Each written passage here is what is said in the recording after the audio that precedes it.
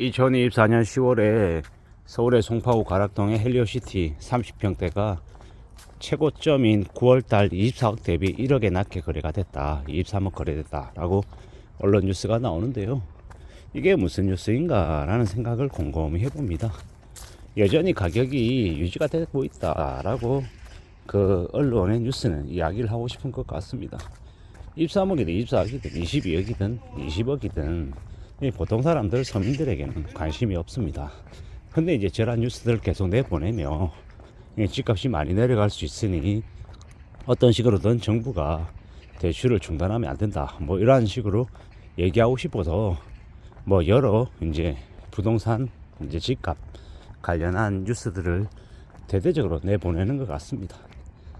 잘 생각해보면 지금 현재 2024년 11월, 12월은 연말까지 이제 대출 총량제 관리하느라고 대출을 줄일 수밖에 없는 상황이고 2025년 한 1, 2월 되면 또 다시 대출이 풀릴 거다라고 이제 보는 게 맞을 것 같습니다. 지금 11월, 12월은 좀 그닥 이제 대출을 받으려는 사람들 입장에서는 좀 쉽지 않은 상황인 것 같습니다. 그리고 24년 11월, 12월, 25년, 26년 앞으로 이제 몇 년간 이렇게 지켜보면 집값이 이제 올라갈 가능성보다는 내려갈 가능성이 더 크고 여러 이제 주변 상황들이 좀 많이 이제 악재로 작용할 걸로 보여집니다. 지금 현재 이제 많은 사람들이 정리해고 희망퇴직, 공고사직 이런 것들로 이제 직업이 안정적으로 유지되기가 어려운 상황이고 또한 이제 삼성전자나 아니면 뭐 포스코 그리고 이제 석유화학 여러 이 업종들이 지금 많이 안 좋은 상황입니다. 이러한 상황에서 한국의 경제 성장률은 2024년 지난 25년에 한국 경제 성장률이 1%대 1.8%라는 얘기도 많고 중국도 4.6% 얘기하고 있고 대려 일본이 2%대로 한국보다 경제 성장률이 2025년에 좋을 거라는 이야기도 많습니다. 그리고 이제 연말에 2024년 연말에 일본이 엔캐리 그러니까 일본의 이제 금리 인상 이야기도 나오고 있는 상황이죠. 원화 가치만 되게 안 좋아지고 한국의 경제 상황만 더 이제 악화가 되고 있는 게 지금입니다. 이런 상황에서 부동산을 계속 떠들어대는 건 결국 그들의 업계가 지금 심상치 않다라는 이제 반증일 수도 있겠다라고 이제 생각해 봅니다. 그리고 지금은 이미 호가가 얼마냐 이런 것들보다 실질적인 이 시장에서 현장에서 사람들이 피부로 느끼는 그런 것들이 더 중요한 것 같은데 결코 이게 녹록지 않다라는 겁니다. 대출 자체가 지금 현재 예전하고 비교했을 때 대출이 충분히 나오지 않거나 아니면 안 나오거나 이런 문제들 때문에 이 매매하려는 사람들도 그리고 전세로 이제 집을 이제 옮겨야 되는 사람들도 많이 안 좋다고 합니다.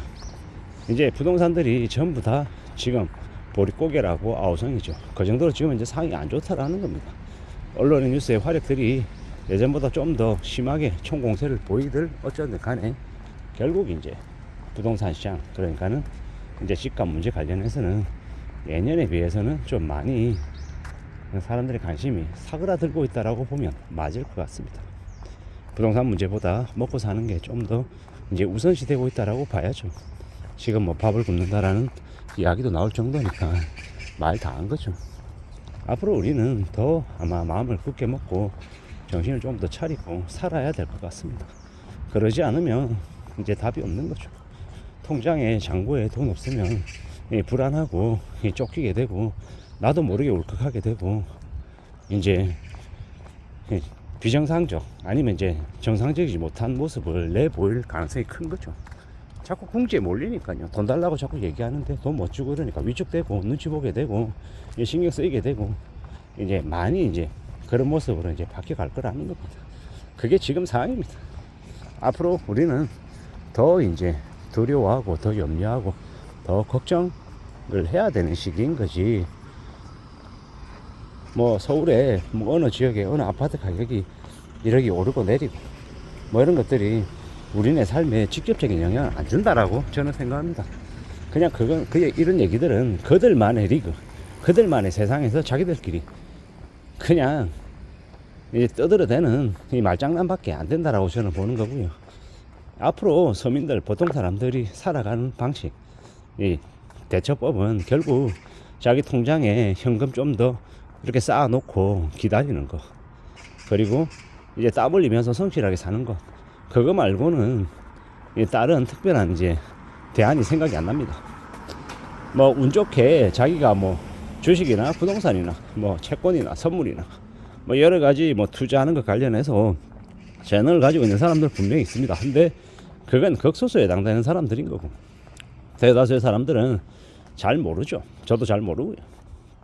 잘 모르는 분야에서 돈을 많이 벌 수 있는 것도 아니고, 사람마다 생각이 다르고, 사람들은 전부 다 자신을 중심으로 해서 이제 세상이 흘러가는 것처럼 착각하며 사는 이들이 많은데, 나는 엑스트라인 거죠. 그리고 내가 아니라 세상이 어떻게 흘러가는지, 세상이 어느 방향으로 움직이고 있는지를 좀 더 면밀히 관찰하고 살펴보는 게 더 중요하죠. 그래야 내가 어떻게 살지가 이제 정해지는 것이니까요. 우리가 살아가는 삶의 모습들이 예년에 비해서는 좀 더 이제 힘겨워지고 있다라는 걸 우리 이제 인정해야 되는 거죠.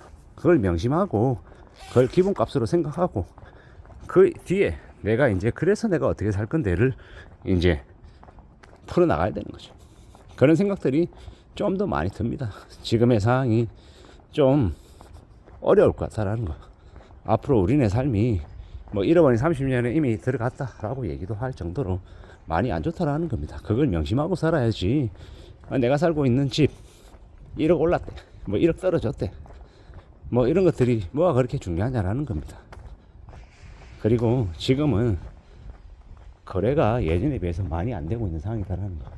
거래가 안 되고 있는 상황이기 때문에 부동산 호가를 가지고 기분이 좋아하고 기분 나빠하고 이런 것들이 좀 의미가 좀 없겠다라는 겁니다. 지금 당장은 부동산 가격에 이렇게 관심 많이 가지기보다는 자신의 생업에, 자신의 먹고 사는 일에 조금 더 관심을 가지고 움직이는 게 좋지 않을까라고 생각하는 겁니다. 그렇게 사는 게 좀 더 현명한 모습일 거다라고 지금 생각하고 있는 거고요. 우리는 과거에도 그랬고 지금도 그렇고 앞으로도 그렇고 계속 현실을 살아가야 되는 사람들입니다. 저기 구름 위에서 이렇게 뜬구름 잡는 얘기하면서 살아갈 수 없다라는 겁니다. 그리고 자신을 과대평가하고 자신을 아주 뭐가 되는 것처럼 이렇게 여기며 살다가 이제 그게 환상이고 가짜임이 이제 드러나면 그냥 속수무책으로 이제 무너지는 거죠. 자신을 냉정하게 판단하고 평가하고 그래서 어떻게 살아갈 건데 어떤 모습을 구상할 것인지를 강구하는 게 훨씬 더 의미가 있겠다라고 생각합니다. 험난한 시대를 살아가고 있는 게 지금의 우리들인데 너무 장밋빛으로 세상을 봐서도 안 된다라는 거. 그렇게 철없이 살다가는 순식간에 이 세상으로부터 큰 공경을 겪을 수 있다라고 생각합니다. 아파트 가격 1억 내렸다, 뭐 이런 뉴스가 계속 나오는 이유가 뭔지를 생각해 보다가 드는 생각들을 말씀드려 봤습니다. 이상입니다.